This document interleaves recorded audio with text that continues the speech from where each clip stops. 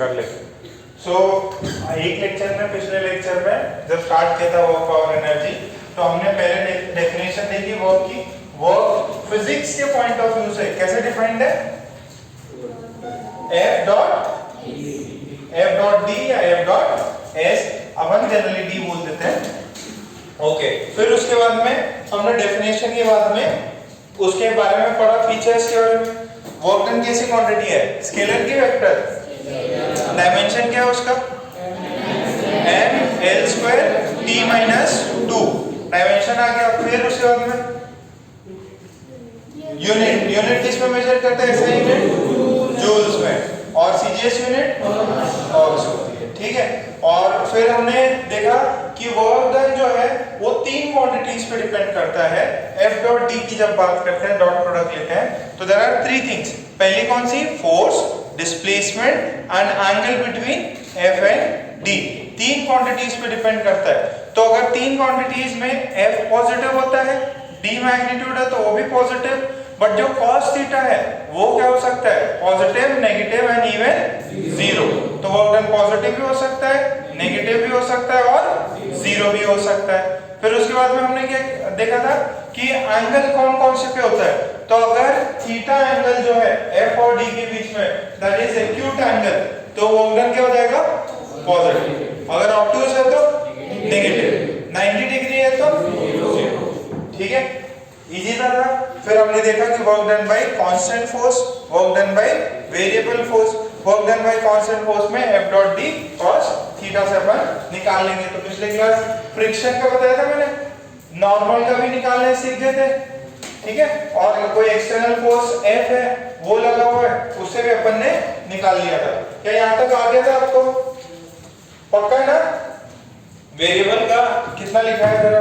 अभी देखो constant force वाली पूरी चीजें खत्म नहीं हुई है। Work done by variable force. Okay, तो पहले ही बताओ, ये लाइन इसमें आ रही है, दिख रही है क्या? और यहाँ पे ये वाली लाइन है, ठीक। ओके, सो अब जरा इसको आगे कंटिन्यू करते हैं। भैया जिसने मास्क नहीं पहने मास्क पहन लोगे, बच्चों का झुंझुन वाला तो बाहर भगा देंगे। कहाँ गए? जाओ जरा ऑफिस में लेके आओ, लेकिन ना फिर नया वाला पैकेट तुमसे मंगवाऊंगा, वो स्टाफ के लिए है। और सभी लोग कर रहे थे, चलो। तो अब work done by variable force में लेट्स से आपको F दिया है, F is given by x square I cap, ठीक है। तो ये बताओ x मतलब x कोऑर्डिनेट, ठीक है। here x is the x coordinate of the particle। फिर लिखा है if the body या particle moves from x is equals to 1 करोगे 0, जो भी आपको मान लीजिए 1 बोला, from x is equals to 3, then find work done। देखिए x इनिशियल कितना है, x फाइनल कितना है, और फोर्स कैसे दिया हुआ है? x square I cap. अच्छा, ये डिस्प्लेसमेंट कौन से डायरेक्शन में हो रहा है? x में, और फोर्स भी किस में? फोर्स जो I कैप है वो किस में? x स्क्वायर के टर्म्स में दिया हुआ है। तो हमें पता है कि यार फोर्स कांस्टेंट है कि वेरिएबल है? वेरिएबल, किसी और क्वांटिटी पे डिपेंड कर रहा है। देखो फोर्स की वैल्यू दे रखी है x स्क्वायर I कैप, तो यानी कि अगर x की वैल्यू 1 डालूंगा तो फोर्स अलग है, x की वैल्यू 2 डालूंगा तो फोर्स अलग है। तो कांस्टेंट फोर्स नहीं है, कैसा फोर्स है? वेरिएबल। तो वेरिएबल में हम लोग निकालते हैं, देखो dw is f dx। dw कितना है? f dx। dw कितना है? f dx। देखो जो जैसे होता है ना, एक होता है instantaneous work, instantaneous velocity, instantaneous acceleration, वैसे हम जो वर्क डन डिफाइन करते हैं वो छोटे से भी छोटा एक छोटे से डिस्टेंस के लिए होता है। क्या आपके लिए छोटा सा डिस्टेंस आपने ट्रैवल किया होगा, छोटा डिस्प्लेसमेंट हुआ होगा और फिर आपका ये वर्क डन है। ठीक है, अच्छा डिस्प्लेसमेंट भी कौन सा है? एक्स डायरेक्शन में। ठीक है, और आपका वर्क डन भी किस में है? एक सॉरी फोर्स भी किस में? एक्स में। तो हमने इसको सिंपल सा लिखा dw is equals to f की वैल्यू कितनी है? ये देखो, ये ऐसा होगा। ठीक है, और हमने क्या बोला कि जो dx है, जो dr है, dr मतलब displacement vector, that is dx i cap plus, लिखा है ना पिछली class, dy j cap plus dz k cap. तो ये डिस्प्लेसमेंट किस में हो रहा है? सिर्फ और सिर्फ x डायरेक्शन में। और फोर्स क्या था मेरा? फोर्स था मेरा x स्क्वायर i कैप, बाकी तो सारे जीरो, दोनों का डॉट प्रोडक्ट लो, f डॉट dr कितना रहेगा? x स्क्वायर dx रहेगा। ठीक है, तो यहां से अपने को आया x स्क्वायर dx।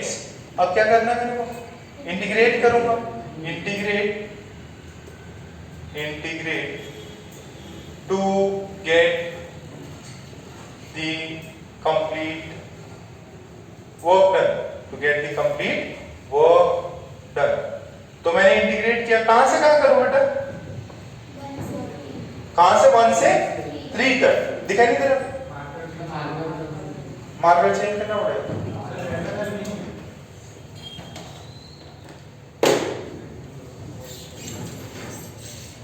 देखिए जरा, 1 से ये जो अपना वर्क डन आया, this is x square dx। कहां से कहां? x की वैल्यू पहले 1 पे था, फिर फाइनली किधर पहुंचा?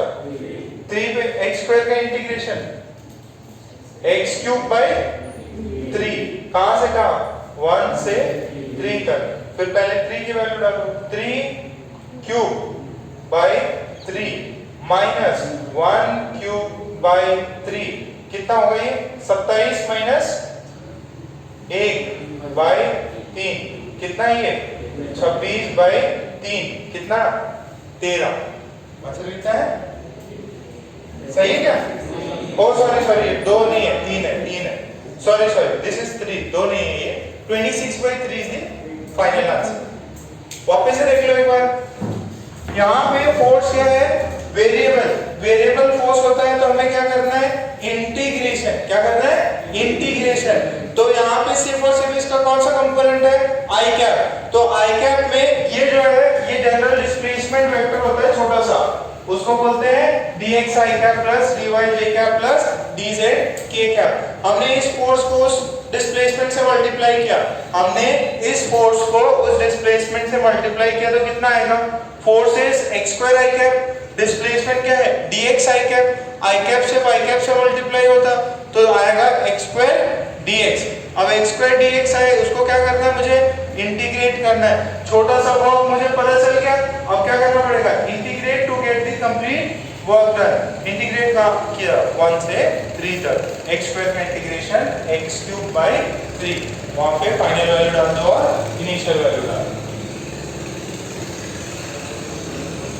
क्या हो गया? एक सेकंड आवाज नहीं आ रही। लाइट बंद करनी है, एक तो दरवाजा बंद करो। लाइट शाइन मार रही है, कौन सी वाली? एकदम लास्ट वाली, वो तो वहां से बंद होगी ना। इधर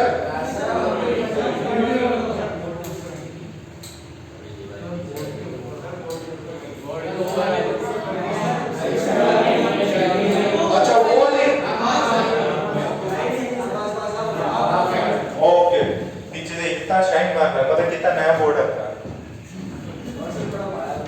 बड़ा लिखो ना। ठीक है, मैं एक बार आकाश को बोल देता थोड़ा सा मारकर वो वाले लिखा। आकाश वहां मारकर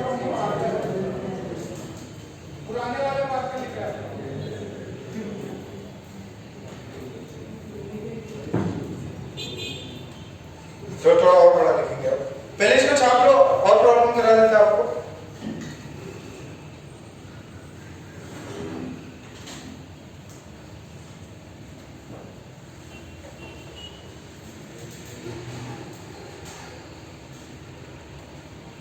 कार्तिक किधर है? कार्तिक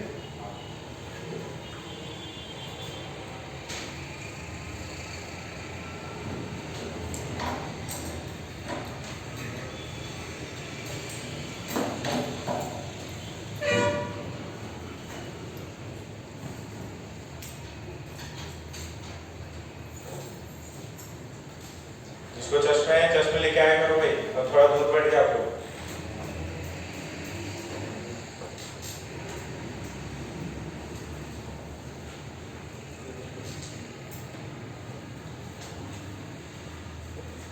बगल वाले से देख लो, और जो देखो क्या मस्त बैठ के देख रहा, उसका देख लो।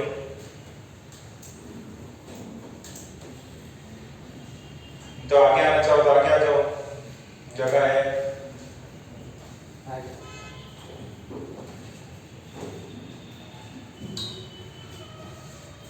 उसके तरफ हो गया, आराम से बैठो।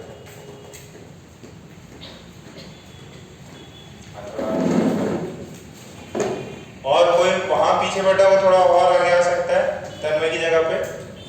हिमालय उधर आ जाओ, दिख रहा?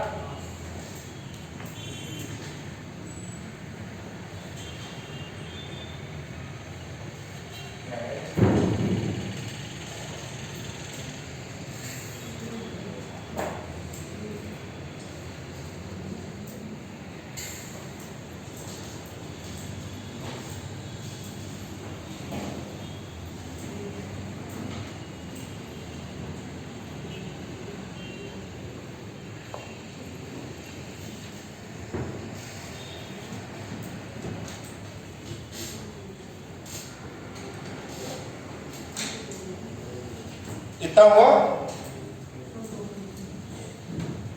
बच्चों का तुमको खड़े हो सकता है। बच्चों का एक्चुअली पता है बेंचेस में फिट ही नहीं होता। में तकलीफ ही है।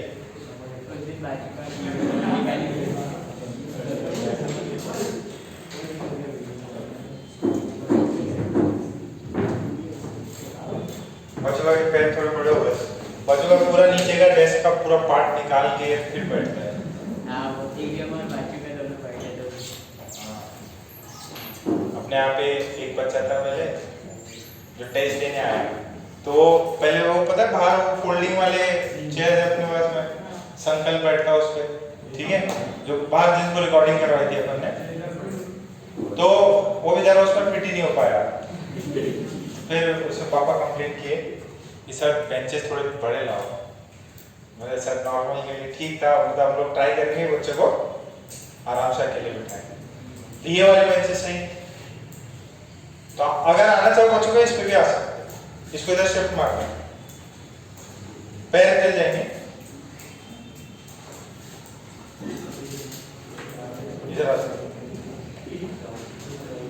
अगर इस पर अटक गए फिर वहीं पे बैठ जाना।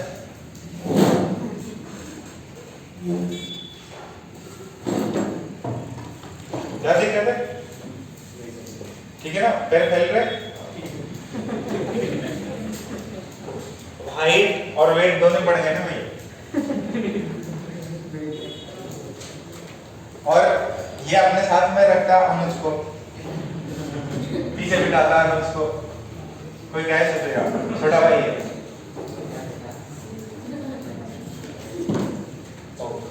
तो अब एक और फोर्स है, देखें, लिखे, a force given by F is equals to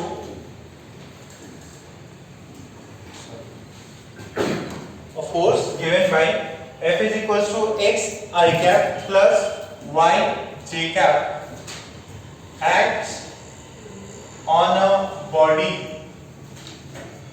and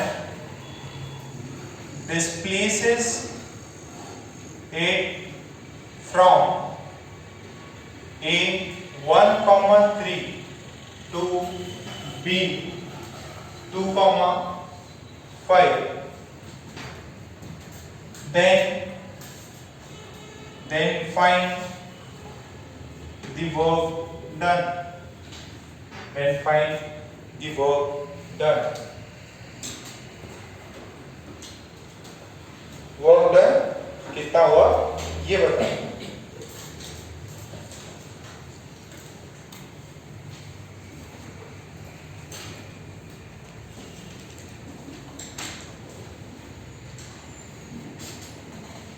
displacement क्या होगा, छोटा सा डिस्प्लेसमेंट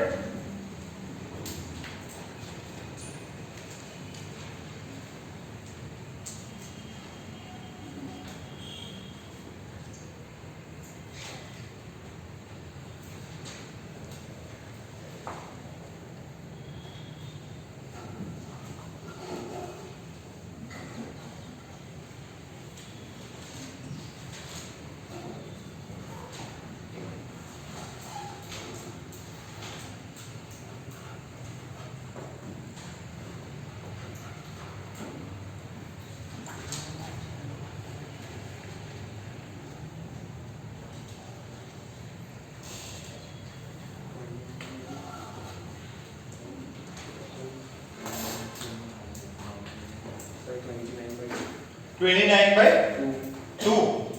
ओके देखिए जरा, ये मनीष दिखाई दे रहा है? वो किधर है, रोहित किधर है?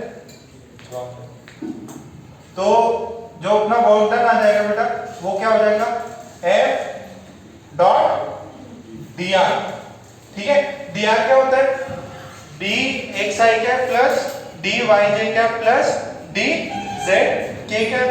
तो यहां से इसको मल्टीप्लाई किया तो this is xi cap plus yj cap, ये मल्टीप्लाई होगा, डॉट प्रोडक्ट होगा किसके साथ में, dxi cap plus dyj cap plus dzk cap.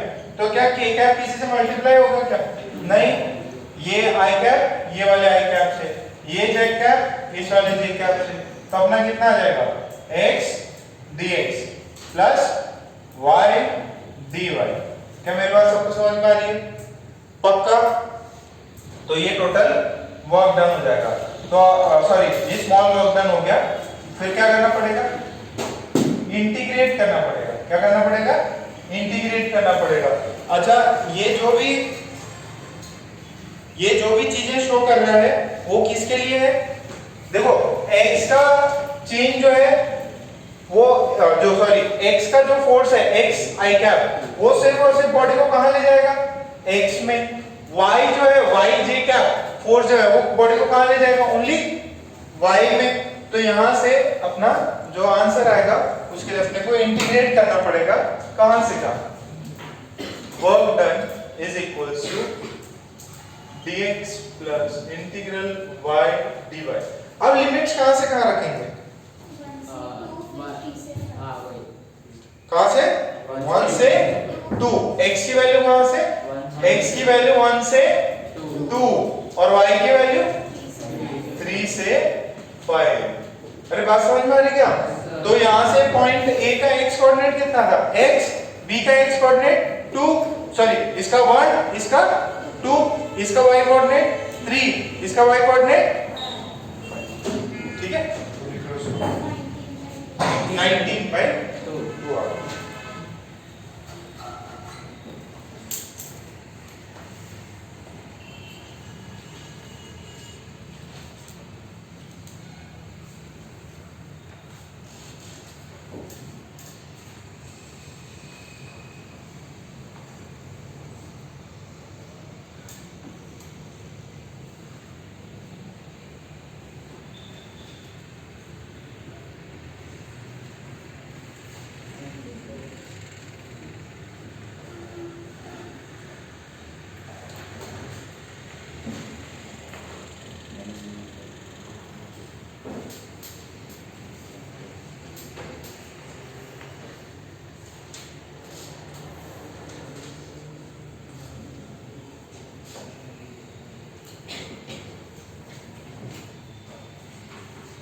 फटाफट इंटीग्रेट करो।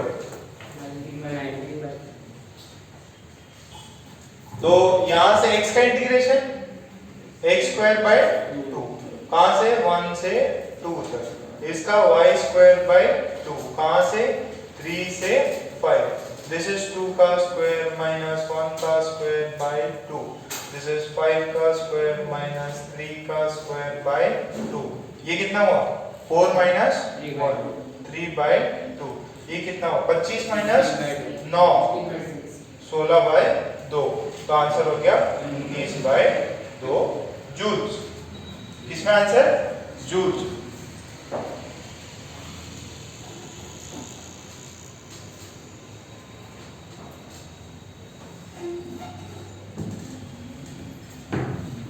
पक्का हो गया ना, समझ में आ रहा है ना। ये कौन सा था वेरिएबल वर्क डन था। एक और क्वेश्चन ले लो।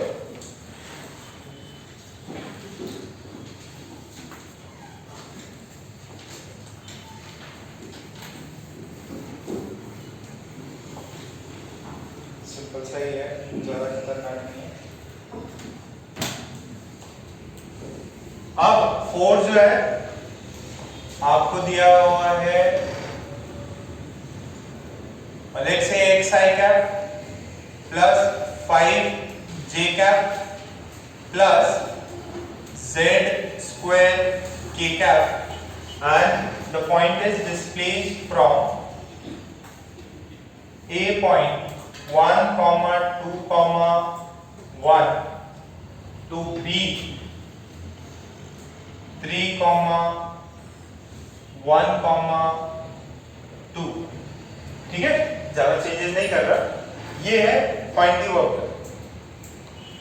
अब ये देखो, यहां पे J वाला तो कांस्टेंट है, ये वाला x में, और ये कितना है z स्क्वायर में, कुछ नहीं, सीधा मल्टीप्लाई करो और इंटीग्रेट करो।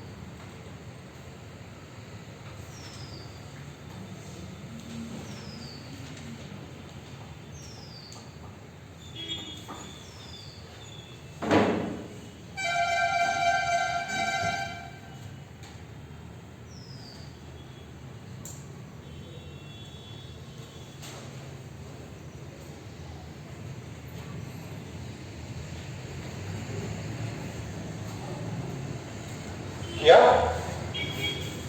बस मल्टीप्लाई करना है।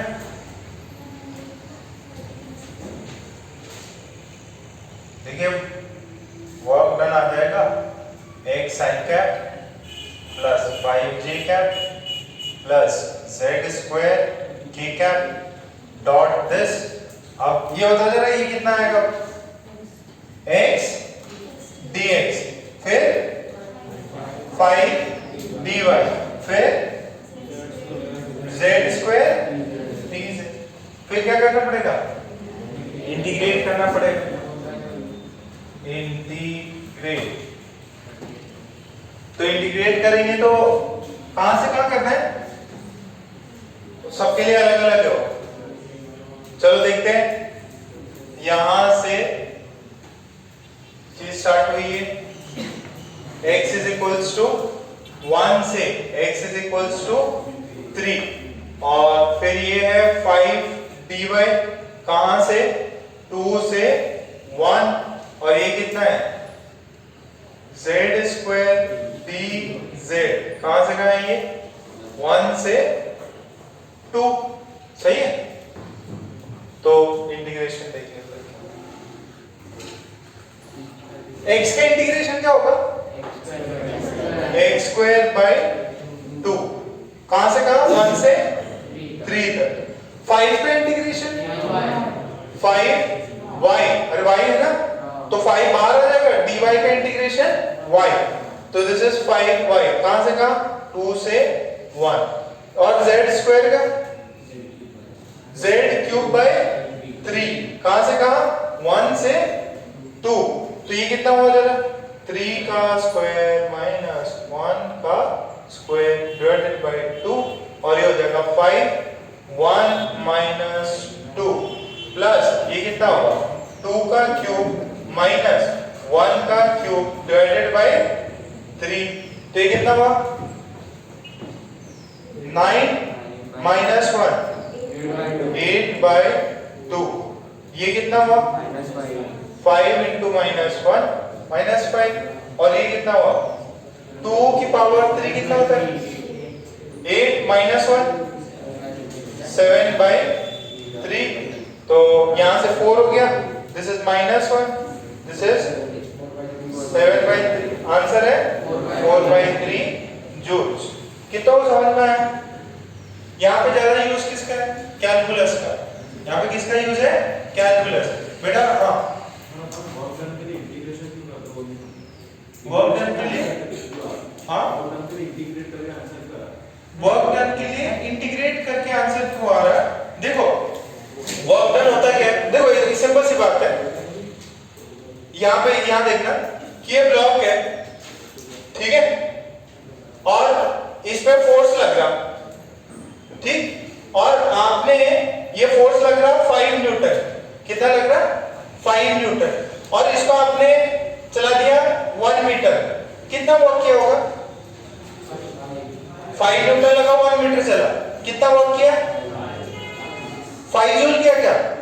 अच्छा अब ये x = 0 था, ये x = 1 है, अब ये फिर आपने क्या किया, उसको और 1 मीटर आगे बढ़ा दिया इसी फोर्स ने, तो वर्क डन कितना हो गया, प्लस 5 जूल, टोटल कितना हुआ, 5 न्यूटन ने कितना टोटल घुमाया, कितना 2 मीटर घुमा दिया ना आगे, तो वर्क कितना होता है, फोर्स इनटू डिस्प्लेसमेंट, तो फिर आपने और 5 वर्क किया। अब मान लीजिए कुछ समय बाद तक वो x = 3 पे पहुंच रहा है, तो और कितना एक्स्ट्रा काम हो गया, तो स्टार्टिंग से लेके अब तक कितना हुआ, ये क्या है, एडिशन हो रहा है। And what is integration, summation. Integration क्या होता है, एडिशन होता है। तो अगर मान लो ऐसे करते हुए 5 न्यूटन फोर्स ने उसको 4 मीटर तक घुमाया, तो टोटल वर्क कितना हो गया होगा, 5 × 4 कितना हुआ, ये दिस इज 20, और ये क्या है, इसका भी सम क्या है, 20 है ना। अरे what is multiplication, multiplication is addition, एक ही नंबर, जैसे 5 × 4 करते हो तो क्या करना है, 5 + 5 + 5, ठीक है। अब जो अपन ने छोटा सा वर्क डन निकाला, छोटा सा वर्क डन क्या है, f dx। अब ये जो क्वांटिटी आ रही है ना, इसको ऐसे जो अपन ने किया, पहले में 5 जूल, फिर 5 जूल, फिर 5 जूल, फिर 5 जूल, तो वैसे ये छोटे छोटे जो भी वर्क है सबको ऐड कर दो, टोटल वर्क मिलेगा। और what is addition, addition is integration, ठीक है। इसमें से इंटीग्रेशन करना पड़ता है आपको एंटायर वर्क डन ढूंढने के लिए। आपको इंटीग्रेशन क्यों करना पड़ रहा है, क्योंकि आपको सब कुछ ऐड करना है, छोटा छोटा छोटा ऐड करो, और वो कैसे होता है, बाय इंटीग्रेशन। आपको याद हो area under the curve integration भी होता था, मैं पहले करा था ना एरिया, और आप जब मैथ्स में पढ़ोगे तो और ज्यादा चीजें पढ़ोगे। यहां तक सबको समझ में आया क्या, ये x में क्वांटिटी, तो x का इंटीग्रेशन, ये कांस्टेंट है तो y से, ये z स्क्वायर है तो इसका z से आपने मल्टीप्लाई कर लिया, ठीक है। अब इसके आगे भी कुछ है, बट वो जो आगे अगर कुछ एक आधे प्रॉब्लम्स होते हैं ना, वो आपको जब आप कैलकुलस कर लोगे मैथ्स में इंटीग्रेशन ये सब, तो थोड़ा सा ज्यादा बेटर क्लियर समझ में आएगा। चलिए आप नेक्स्ट वर्क डन लिखे, work done using graph, third part है work done by using graph. Graph के द्वारा वर्क डन कैसे निकाला जाता है वो देखेंगे। हमने पहले वर्क डन निकाला बाय कांस्टेंट फोर्स, फिर हमने वर्क डन निकाला बाय वेरिएबल फोर्स, अब है work done bye graph method.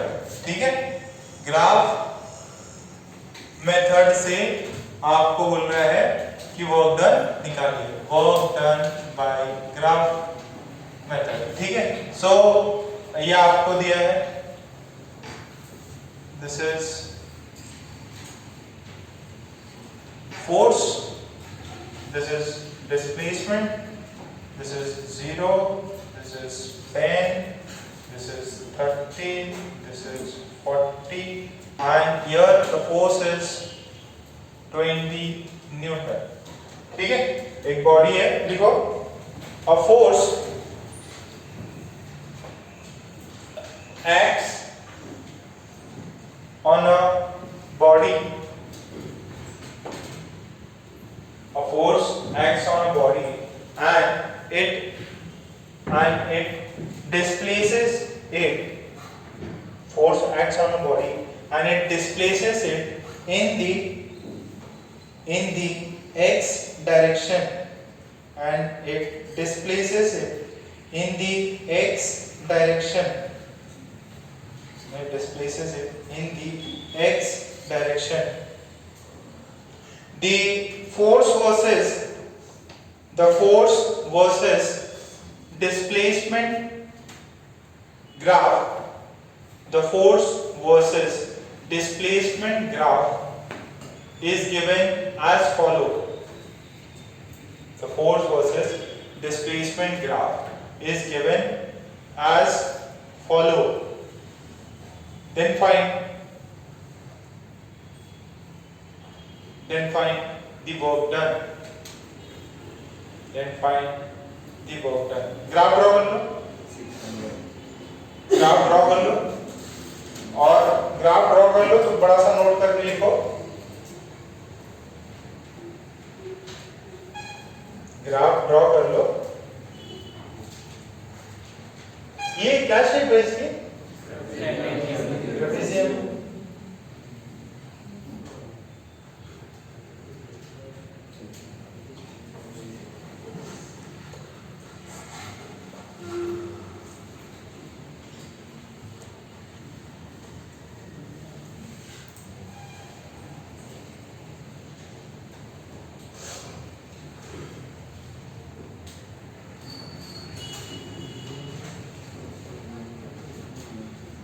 किया ड्रॉ, उसमें नोट करके लिख लो, बड़ा सा नोट डाल लो, एरिया अंडर फोर्स, नोट करके लिखो, area under force and displacement curve, area under force and displacement curve, area under force and displacement curve is work done. Area under force versus displacement curve is the work done. तो जो भी force और displacement का graph होगा उसके अंदर जो area है, ये ग्राफ है किसके बीच में, F और X डिस्प्लेसमेंट। तो अभी जस्ट थोड़ा सा याद करो, व्हाट इज dW?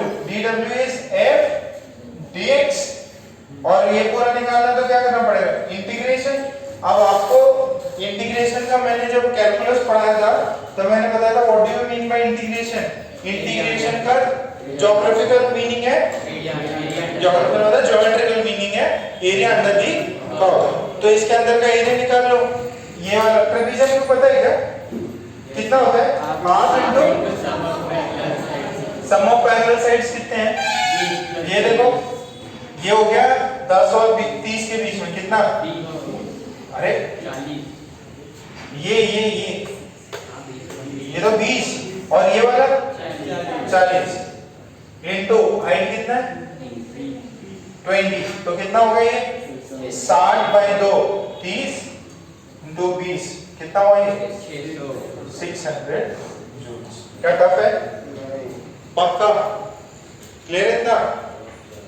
ओके, तो छापो कर दो। एकदम सिंपल सी प्रॉब्लम है यार।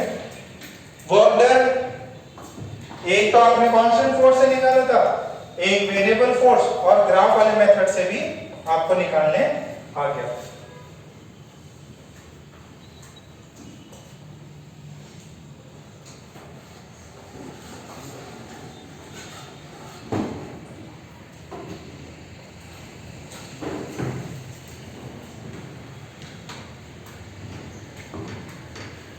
फिर दूसरा एक बार ले लो।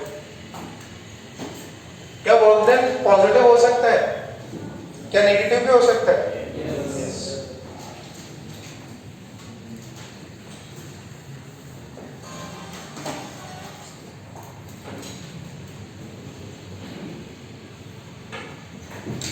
इसमें this is 10, this is 20, this is -15, this is 20.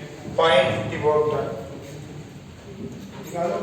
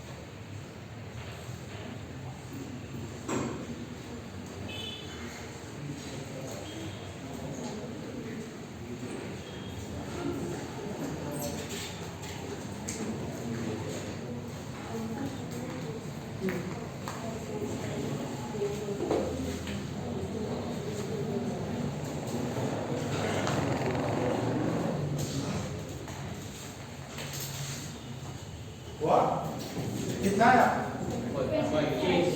25 आया। पॉजिटिव कि नेगेटिव? पॉजिटिव आया। ये वाला एरिया A1 और ये वाला एरिया A2। अच्छा, ये किसका था ग्राफ? ये F था और ये डिस्प्लेसमेंट X का था। तो work done is equals to A1 plus A2। A1 जो है अबव X एक्सिस है, तो उसका जगह हाफ इनटू 20 इंटू 10 हो जाएगा, और प्लस नीचे वाले में कितना होगा? हाफ इंटू ये कितना है? ओ सॉरी माय फॉल्ट, ये 15 पता नहीं मैंने यार, ये है ना हाइट, तो ये half into base into height, तो हाइट 20 है और ये कितना है? 10। ठीक है, और ये कितना हो जाएगा? 10, और हाइट कितनी है? माइनस। ठीक है, सो यहां से आया 10, 100, फिर ये कितना है? 5, कितना आएगा? 75। आंसर कितना आया? 25 जूल्स। ठीक है, 25 जूल्स आ गया। मिटा दो यार, इसका बुकलेट कुछ भी नहीं मिला है एक्चुअली। वो जो बुकलेट है वो दूसरे पार्ट में है। ठीक है, जितना जल्दी होता है अपन दिलवाते हो, और इसका सीपीपी मिल जाएगा आपको। एक होमवर्क सुनो, एक मिनट रुक जाओ, होमवर्क भी आपको सेंड कर दो इसका। अच्छा, ये संडे आपका मेजर टेस्ट है ना? तैयारी हो गई क्या? फिर कब करोगे? टेस्ट के बाद? टेस्ट के बाद है। अब सुनो, वर्क का एक पीडीएफ मैंने होमवर्क के लिए भेजा है, उसको आपको तो एक ही पेज में, इसको आपको जैसे ही क्लास खत्म हो उसको करना है। यही रुक के करोगे क्लास? घर पे जाना है, कोविड फैल रहा है, घर पे जाना है ना, इसने दे दिया तो Covid.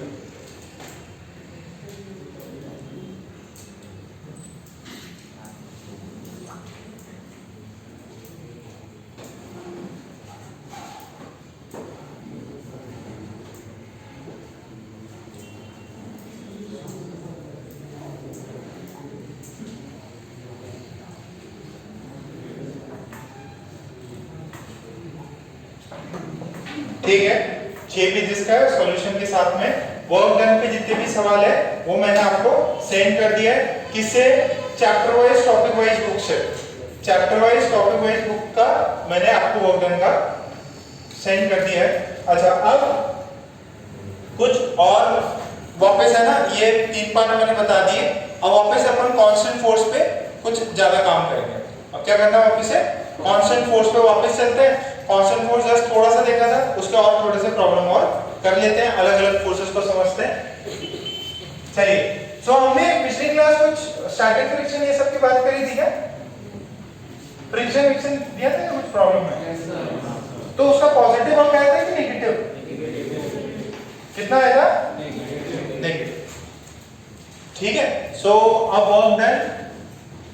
Work done by some non forces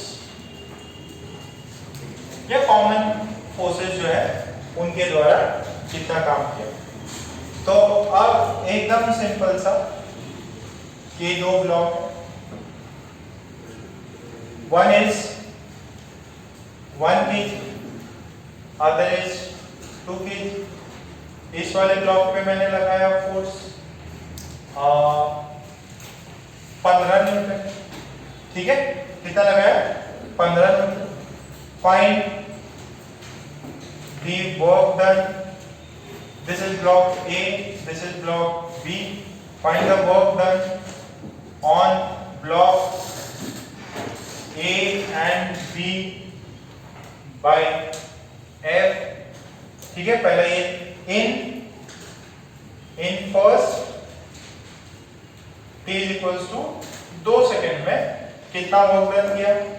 फिर सेकेंड निकालना है, find work done on block A and B by tension in first 2 seconds।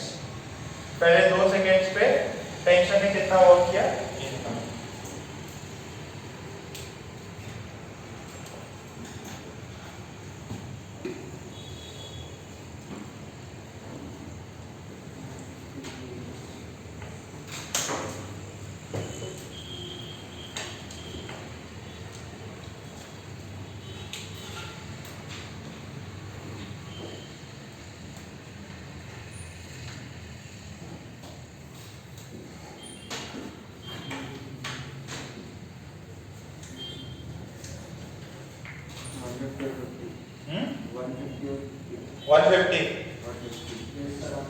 पहले का 150 आया, दूसरे वाले का 50 आया। कहाँ है सरदार जी? सरदार जी लगा लो जरा।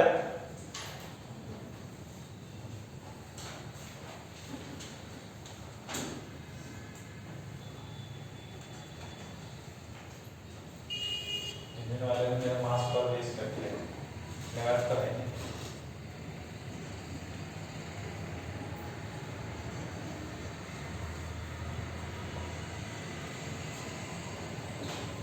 रोड बढ़िया बना दिया है ना, इधर और बना दिया। क्या हो गया? एक साइड से बनाई दिया बढ़िया, अब ये वाले बन जाएगा। अब तो अमरावती आगे तो काफी अच्छे बनते हैं। उधर अमरावती यहाँ पे हाँ, एयरपोर्ट का एरिया बहुत बढ़िया बना है। एयरपोर्ट भी चालू हो रहा है। एयरपोर्ट भी चालू हो रहा है, मतलब डोमेस्टिक एयरपोर्ट। हाँ, मतलब कोई भी फ्लाइट आएंगी चालू कर रहे हैं, पीके भी चल रहा है। पहली फ्लाइट 2023 में। अरे वाह, इधर से किधर जाएंगे? बॉम्बे, मुंबई और दिल्ली। जयपुर के लिए भी है क्या? सर फ्लाइट के पैसे बहुत महंगे हैं। हाँ फ्लाइट के पैसे बहुत महंगे इस बार तो बहुत ज़्यादा फ्लाइट स्टार्ट कर रहे हैं, छोटे छोटे गाँव में स्टार्ट कर दे रहे हैं। चलो हुआ के पहले वाला। अच्छा पहले ये बताओ वर्क डन निकालने के लिए फोर्स चाहिए और क्या चाहिए रहता है? क्या डिस्प्लेसमेंट दिया हुआ है? नहीं। बट क्या टाइम दिया हुआ है? कितना टाइम है? 2 सेकेंड। तो मुझे फोर्स पता है तो फोर्स से क्या एक्सेलरेशन आ सकता है? कितना एक्सेलरेशन होगा? 5। जो फोर्स है that is m into a, force कितना लगा? 15 न्यूटन। अच्छा टोटल सिस्टम का मास कितना है? 3 kg। a की वैल्यू कितनी है? 5 मीटर पर सेकेंड स्क्वायर। एक्सेलरेशन पता है, क्या 2 सेकेंड में डिस्प्लेसमेंट निकाल सकता हूं? क्या है? S ut plus half a t square. Initial speed 0 तो s is half, acceleration is 5, time कितना है? 2 का स्क्वायर कटा कितना है डिस्प्लेसमेंट? कितना डिस्प्लेसमेंट आया? 10 मीटर। कितना डिस्प्लेसमेंट आया? 10 मीटर। फिर क्या करना है? फोर्स पता है। अच्छा पहला क्या है? Work done on block B कितना है? F into D. कितना हुआ? फोर्स 15, डिस्प्लेसमेंट 10, कितना हुआ? 150 joule. What is work done on A? A पे कैपिटल F लगा है क्या? नहीं। तो F D this is 0 into 10, कितना हुआ? 0 जूल। यानी कि कैपिटल F ने किस पे काम किया है? सिर्फ बी पे, इस वाले पे काम नहीं किया। अच्छा आपको मुझे टेंशन बता सकता है क्या? इसको टेंशन पीछे खींच रही होगी, इसको टेंशन आगे खींच रही होगी। तो ये जरा देखो इसका एक्सेलेरेशन कितना है? 5। कौन खींच रहा है इसको? टेंशन। तो क्या मैं बोल सकता हूँ tension is mass into acceleration. Mass है 1, एक्सेलरेशन है 5, दिस इज 5 न्यूटन। तो work done by tension on block A कितना होगा? Work done by tension on block A कितना होगा? Tension into displacement. टेंशन आगे लग रहा 5, डिस्प्लेसमेंट हुआ 10, कितना हुआ ये? 50 न्यूटन। कितना हुआ? Sorry my fault. ये कितना हुआ? 50 जूल। अच्छा what is work done on block B? -50। Work done on block B due to tension d cos 180 degree. 180 degree क्यों लिख रहा हूं बेटा? टेंशन इधर लग रहा है और डिस्प्लेसमेंट कहां हो रहा?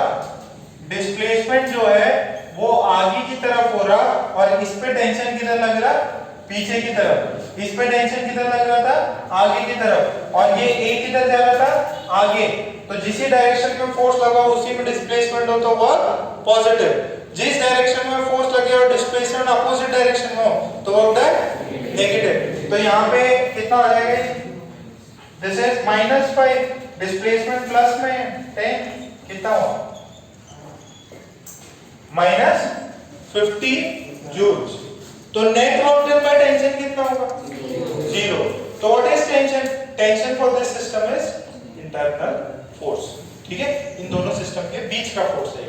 यार मैंने याद है वर्क डन बाय टेंशन मैंने 0 लिखाया था, आपको ये याद है? पहले अपन करते थे वर्क डन बाय टेंशन वो कंस्ट्रेंट रिलेशन निकालने के लिए।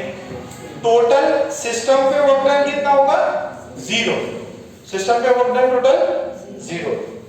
ठीक है, जरा इसको लिखो, इसको कॉपी डाउन कर लो जिसका नहीं हुआ है।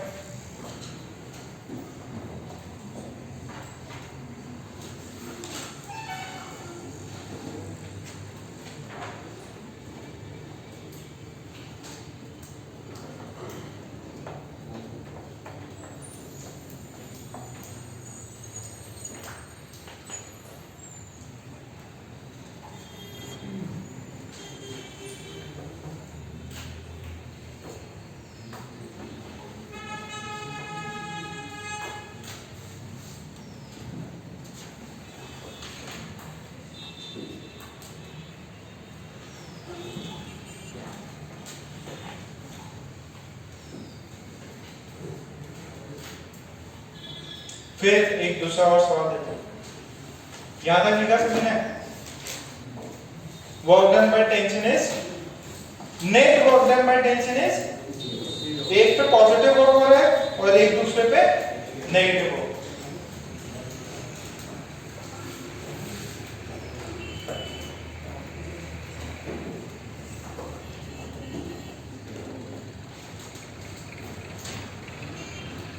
प्रॉब्लम लिखो, टू ब्लॉक्स, सरदार जी बात नहीं, two blocks of masses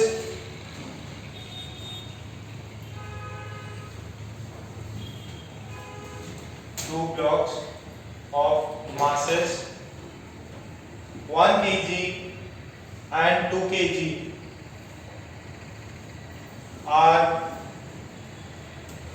are present in an Atwood machine, are present in an Atwood machine, are present in an Atwood machine. Find the work done by tension. Find the work done by tension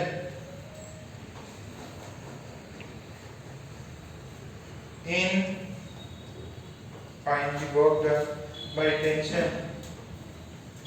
Sorry, on each of the block. On each of the block. In the first 2 seconds, in the first 2 seconds, in the first 2 seconds, पहले 2 second में work done निकालिए और assume करना है कि वो जो string है वो बहुत बड़ा है। कौन सा मशीन है ये? एटवुड मशीन है। एटवुड मशीन पता ही है आपको, ठीक है? निकालो उसका एक्सेशन, निकालो टेंशन, निकालो डिस्प्लेसमेंट कितना होता है वो निकालो और एक ब्लॉक पे कितना काम हुआ ये निकालो।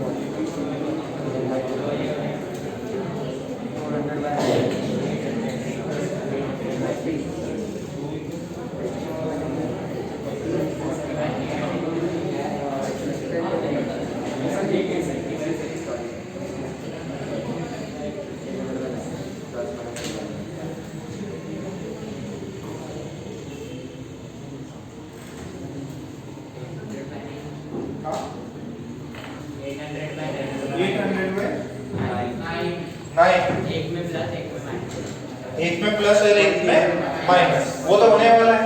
ओके, यही वाला सिस्टम था, बट अभी इसको अपन ने क्या कर दिया, एटवुड मशीन में डाल दिया। एटवुड मशीन क्या होती है, सिंपल पुली।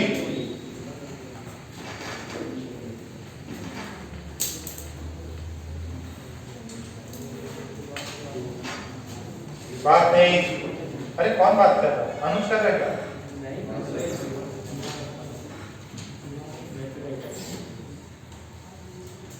पहले तो इसका एक्सेशन निकाल लेते हैं। ये 1 kg है और ये 2 kg है। कौन ऊपर जाएगा कौन नीचे?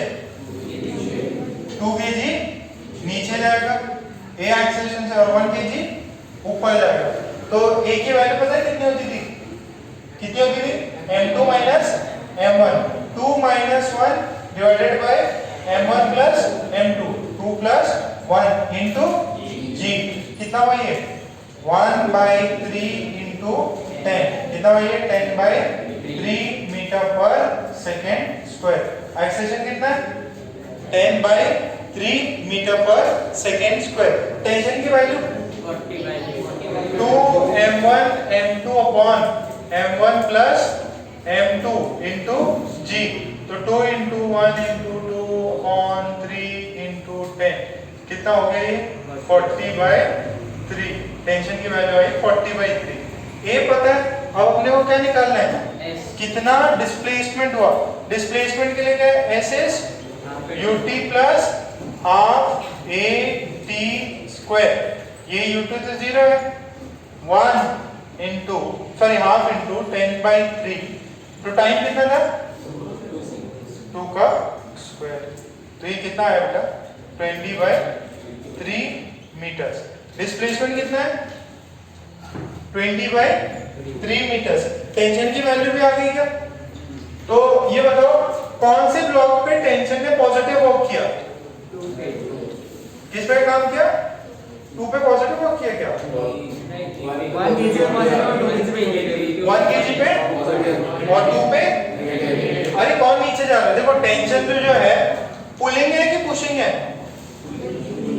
पुलिंग है। तो ये ब्लॉक जो 2 kg वाला वो तो नीचे जा रहा है और ये 1 kg वाला ब्लॉक किधर जा रहा है? ऊपर जा रहा है। तो इस वाले केस में ये 1 kg है, ये जा रहा है, टेंशन ऊपर है, इसका डिस्प्लेसमेंट भी ऊपर है और डिस्प्लेसमेंट की वैल्यू है 20 by 3। तो work done by tension is, tension कितना था? टेंशन वाज 40 by 3 और डिस्प्लेसमेंट कितना है? 20 by 3। कितना हुआ ये? 800 by 9। और this is on block 1 kg और 2 kg पे क्या हो रहा है? उसका डिस्प्लेसमेंट तो नीचे की तरफ हो रहा है 20 by 3 और टेंशन ऊपर की तरफ लग रहा है। तो वर्क डन कितना हुआ? -800 by 9 जूल्स। इसका 800 by 9 जूल्स प्लस में उसका। क्लियर है इतना? पक्का? कोई दिक्कत तो नहीं? सुमेर क्या देख रहे हैं वहां पे? कोई आया क्या? नहीं? जो भी आने वाले होंगे सब यहां से आएंगे। अरे ये ऐसा पीछे मुड़ के ऐसे हाथ कर रहा कि जैसे इसको मारे गए। अरे वो पकड़ के मार देगा तुम। वो 2 लोग हैं साथ में, वो भी है मनन भी है। जरूरत पड़ी तो निमाड़े को भी ले लेंगे।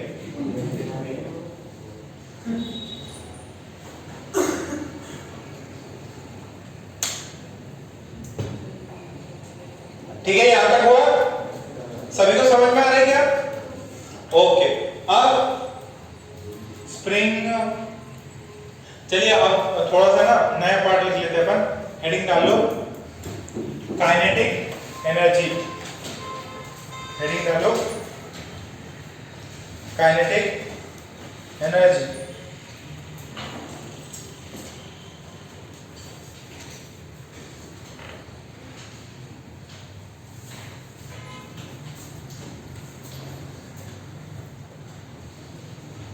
हेडिंग डालो काइनेटिक एनर्जी।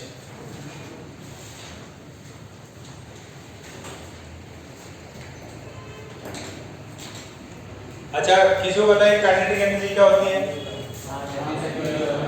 वो एनर्जी जो बॉडी के मोशन की वजह से आती है। पोटेंशियल एनर्जी क्या होती है? जो एनर्जी बॉडी के पोजीशन की वजह से या कॉन्फ़िगरेशन की वजह से आता है, दैट इज पोटेंशियल एनर्जी। तो हेडिंग डाल लेंगे अपन काइनेटिक एनर्जी। काइनेटिक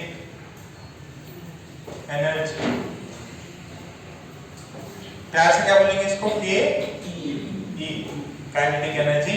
तो उसमें लिखो kinetic energy is the energy, kinetic energy is the energy possessed, kinetic energy is the energy possessed by a body, is the energy possessed by a body by virtue of its motion, by virtue of its motion, full stop. ठीक है, अभी तक work खत्म नहीं हुआ है, मैं वापस से वर्क को कंटिन्यू करूंगा, बट क्या है कि थोड़ा सा एक ही चीज कराते रहेंगे, थोड़ा सा आपको बोरिंग लगेगा। तो अभी वापस से काइनेटिक एनर्जी पे आ गए। तो काइनेटिक एनर्जी का formula half M V square. यहाँ पे बस वो याद रखना है कि v की जो वैल्यू है वो अपन लाइट की स्पीड से कम लेते हैं। ठीक है, v की स्पीड जो है लाइट की स्पीड से, जो वैल्यू होती है वो लाइट की स्पीड से कम होती है। ओके, यहाँ पे ये बताओ मास पॉजिटिव होगा कि नेगेटिव? पॉजिटिव। मास हमेशा पॉजिटिव होता है, नेगेटिव कभी नहीं हो सकता। और v स्क्वायर हमेशा क्या रहेगा?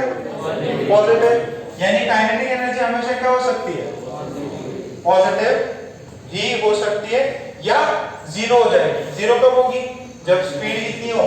जीरो। तो अगर बॉडी मूव नहीं कर रही है, तो अगर बॉडी रेस्ट पे है तो उसकी काइनेटिक एनर्जी जीरो। बट अगर बॉडी थोड़ा सा भी मूव कर रही है, मोशन कर रही है, तो उसका कुछ ना कुछ काइनेटिक एनर्जी होगा ही। तो काइनेटिक एनर्जी इज, और kinetic energy can never be negative। ठीक है, it can be positive or zero। Kinetic energy कभी भी नेगेटिव नहीं हो सकती। वो या तो अगर वैल्यू है तो हमेशा पॉजिटिव रहेगी, और एक केस हो सकता है जब बॉडी रेस्ट पे हो तो ये चीज अपने को याद रखनी है। फिर नेक्स्ट लिख लो relation between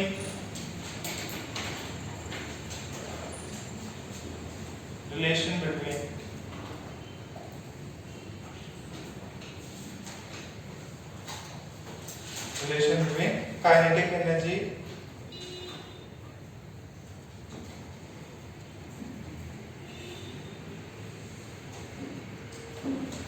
after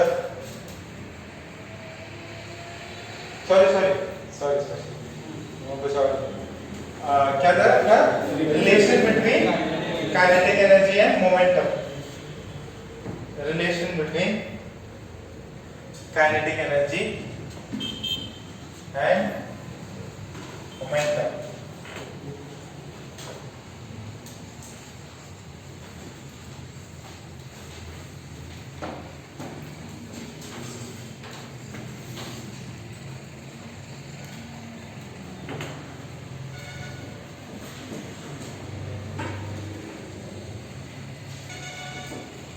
relation between momentum and kinetic energy. तो मोमेंटम जो है, कौन सा मोमेंटम है? Linear momentum. लीनियर मोमेंटम को हम डिफाइन करते हैं P is equals to mv। ठीक है, तो जो आपका P है that is m into v। तो अगर दो P's को मैं डॉट प्रोडक्ट ले लूं तो कितना हो जाएगा mv डॉट mv, तो v और v तो सेम डायरेक्शन में, तो दिस इज m स्क्वायर और v square, this is p square. ठीक है, अब जरा ये देखो, इसको यहाँ हाफ से मल्टीप्लाई करें, हाफ से मल्टीप्लाई, ये भी हाफ से मल्टीप्लाई हो गया, और इसके m's को ब्रेक कर दो। ठीक है, हाफ से मल्टीप्लाई किया दोनों साइड में, और ये m स्क्वायर था उसको m में ब्रेक किया, फिर एक m को नीचे भेज दो, तो p square upon 2m is equals to half m v square. यानी ये क्या है, kinetic energy. Kinetic energy is p square upon 2m। Clear है क्या? तो यहां से देखो, यहां से p स्क्वायर की वैल्यू कितनी आ रही है 2m के, तो यहां देखिए p की वैल्यू कितनी है अंडर रूट 2m। ठीक है, तो या तो काइनेटिक एनर्जी को p स्क्वायर बाय 2m लिख सकते हैं, या पोटेंशियल सॉरी लीनियर मोमेंटम को अंडर रूट 2m के लिख सकते हैं।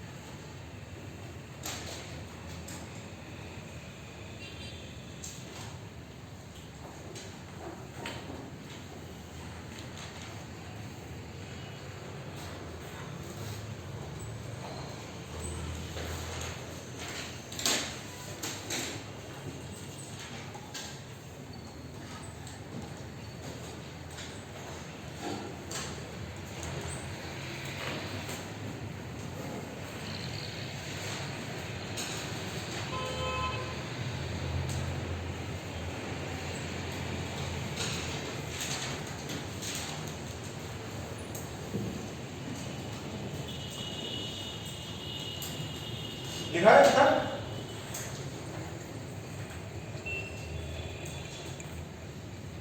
ओके, फिर एक क्वेश्चन करते हैं सिंपल सा। ठीक है, क्वेश्चन डालो, नंबर 1 लिख के, नंबर 1 डाल के क्वेश्चन लिखो। if the potential,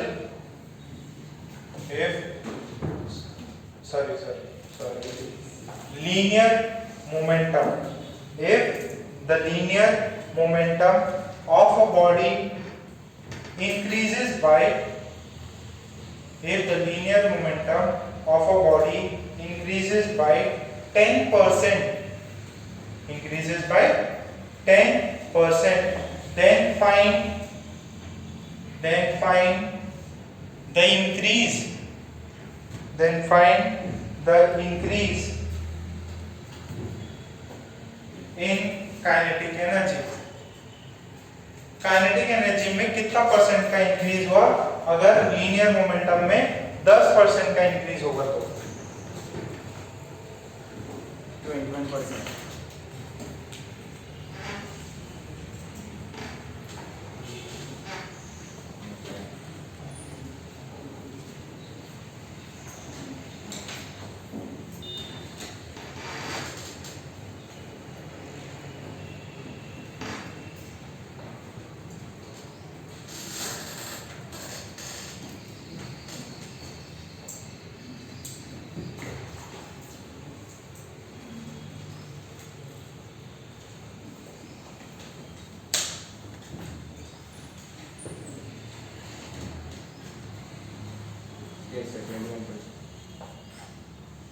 अरे 100 ले लो, फिर उसके अंदर 10% का इंक्रीज,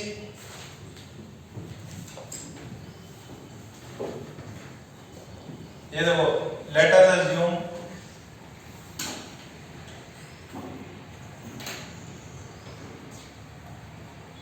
P इनिशियल जो है वो 100 P हुआ, कितना 100 P, तो P फाइनल कितना हो जाएगा 100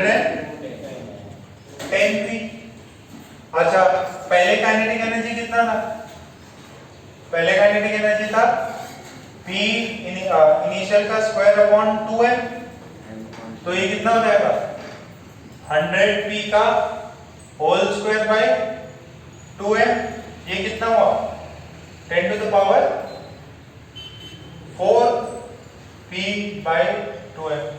कितना समझ में आ रहा है? ये काइनेटिक एनर्जी इनिशियल थी। काइनेटिक एनर्जी फाइनल कितनी हो जाएगी p फाइनल का whole square by 2m। Final कितना हुआ 110 p का होल स्क्वायर बाय 2m। कितना होगा ये 121 into 2p square by 2m। क्या ये समझ में आ रहा है? राघव समझ में आ रहा है बेटा? अब क्या करना है, हमको परसेंटेज निकालना है। तो परसेंटेज चेंज जो बताइए, परसेंटेज चेंज कैसे निकालते हैं? के फाइनल सर ये पी स्क्वायर होना p, हाँ p स्क्वायर ही होगा। तो ये कितना होगा के फाइनल माइनस के इनिशियल अपॉन के इनिशियल इनटू 100 होता है। तो जरा देखो फाइनल कितना है 1210 p square by 2m। Initial कितना है, ये 4 जीरो डाल दो, p स्क्वायर बाय 2m। नीचे कितना होगा k इनिशियल कितना था 10,000 p square by 2m into 100। निकालो जरा सब कुछ। तो p स्क्वायर बाय 2m तो कट ही गया। ऊपर कितना बचता है 21,000 बच रहा है क्या 2100।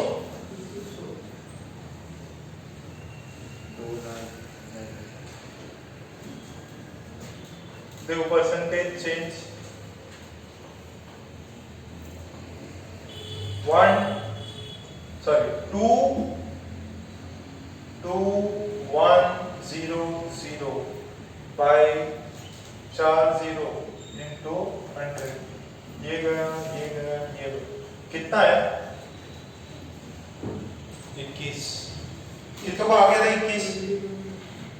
कितने को समझ में आया?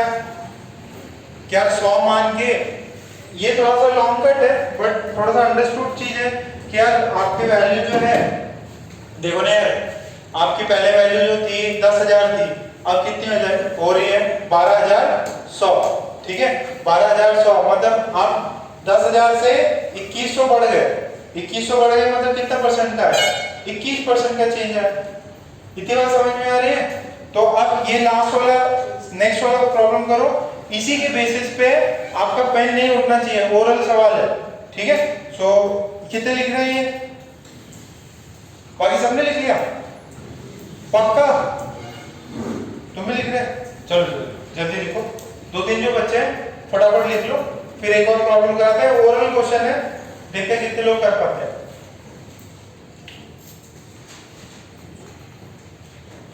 मनीष लिख लिया? यहाँ पे प्रतीक हो गया? ओम काफला किधर है? चलो इतना दूर दूर देखना पड़ रहा है। कुछ को देखो फिर दूसरा कुछ ढूंढने में टाइम लग जाता है। याद नहीं हो रहा ना, अब नए लोकेशन पे बैठे हो। मैं वहां पे तो याद था तो कुछ इधर बगल में बैठा रहेगा, काबरा इधर रहेगा, इधर चिंटा और कौन कहाँ गया? हाँ वो लोग साइड में थे, पीछे ये बैठता था दिव्यांग। पहले लोकेशन फिक्स थी, अब थोड़ी सी ऊपर नीचे 1-2 दिन में तुम्हारी फिक्स हो जाएगी। तुम यही बैठना, तब बढ़िया लगता है ना। पैर फैला के बैठ सकते हैं आराम से। ओके सो लिखे if the linear momentum of a body, if the linear momentum of a body increases by, if the linear momentum of a body increases by 20%, then find the percentage change. Then find the percentage change in kinetic energy. Then find the percentage change in kinetic energy.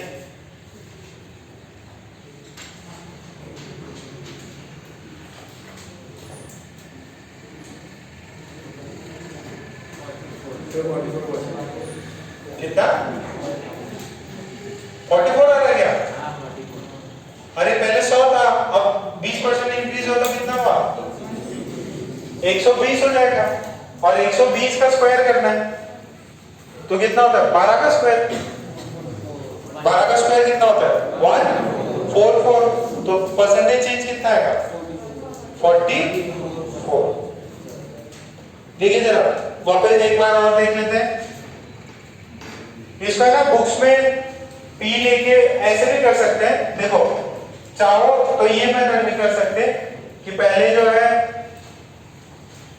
1, चलो ठीक है इसका नहीं चलता, ये इतना हुआ, पहले वाले में इतना हो गया था, अब ये 120 है, 120 में 2 जीरो तो एज इट इज रहेंगे और 12 का स्क्वायर 144 हो गया। अब यहां से 144 का माइनस करेंगे तो कितना आ जाएगा 4 देखो 14,400 माइनस 10,000 तो 4,400 सब कुछ कर दिया, आंसर आएगा 44। ठीक है, सब कुछ चमक रहा है इतना पक्का। ओके, अब यार देखो अगर आपको याद आ रहा हो तो what is this p square by 2 है। अगर ये 10% इंक्रीज होगा तो ये 11 हो जाएगा, 11 का square 121।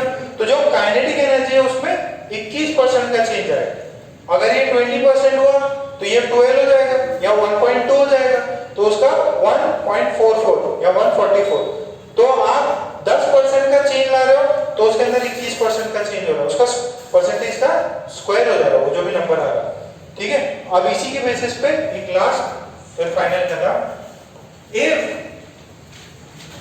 if the percentage change in kinetic energy, if the percentage change in kinetic energy is 125%, then find the percentage change in linear momentum.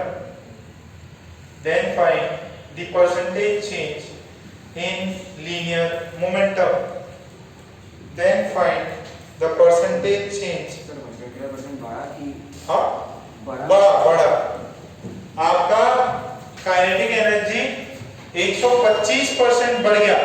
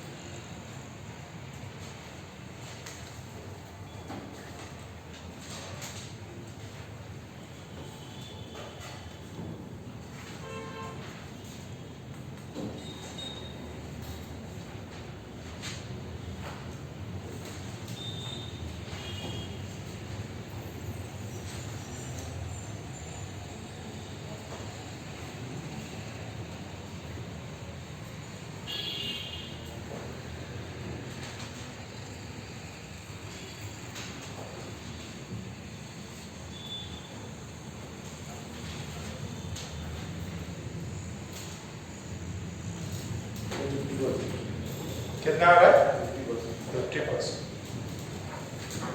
आया।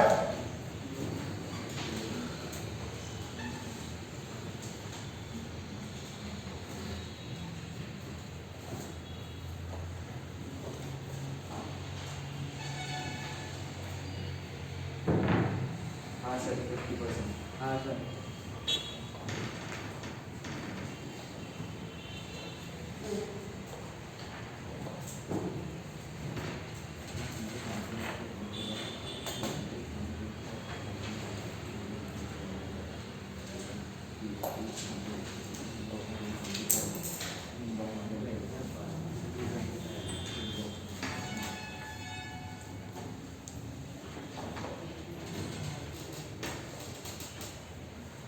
ये देखिए,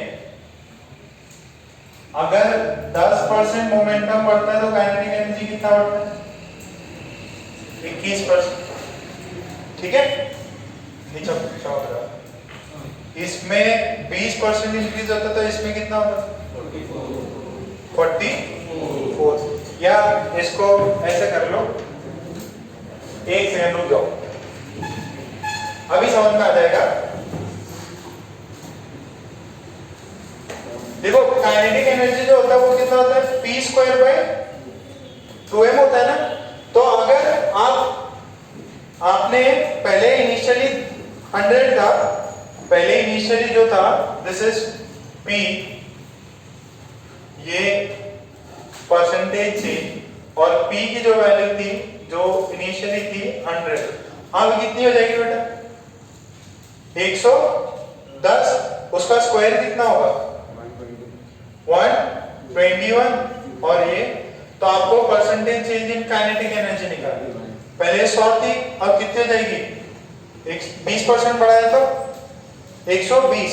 इसका स्क्वायर करोगे तो 140। Percentage change in kinetic energy 21%, अभी कितना? 44। अच्छा पहले 100 थी, आपने 30% चेंज हुआ तो कितना हो गया ये? अच्छा इसका स्क्वायर 16900। तो परसेंटेज चेंज कितना है? 69 का। पहले 100 था, आपने परसेंटेज चेंज कर दिया 40, तो ये कितना हो गया? 140। तो ये कितना हुआ? 196। तो काइनेटिक एनर्जी में परसेंटेज चेंज कितना है? 96 का। आपने 100, तो ये 50 का चेंज लाया, तो ये कितना हो गया? 150। 15 का स्क्वायर कितना होता है? 225। और फिर ये 2 0। अब कितना चेंज आया इसके अंदर? अरे -100 कर रहे थे ना हमेशा, तो कितना आया? 125। तो हमने काइनेटिक एनर्जी में कितना चेंज लाया था? 125। तो पोटेंशियल एनर्जी सॉरी P में कितना चेंज था? 50। कितना चेंज था? 50। नीचे मत रहा, ये सब कुछ बना लो चार्ट टाइप का, परसेंटेज चेंज का बना लो, इससे भी हो जाए। अंडर रूट लेके कर दो यार। 125 बढ़ गया, तो पहले 100 था, 125 बढ़ा मतलब 100 + 125 225 हुआ। 225 का रूट कितना? 15। इससे भी हो सकता है, वो नंबर्स देख के थोड़ा कंफ्यूज मत हो जाना। हो गया पक्का?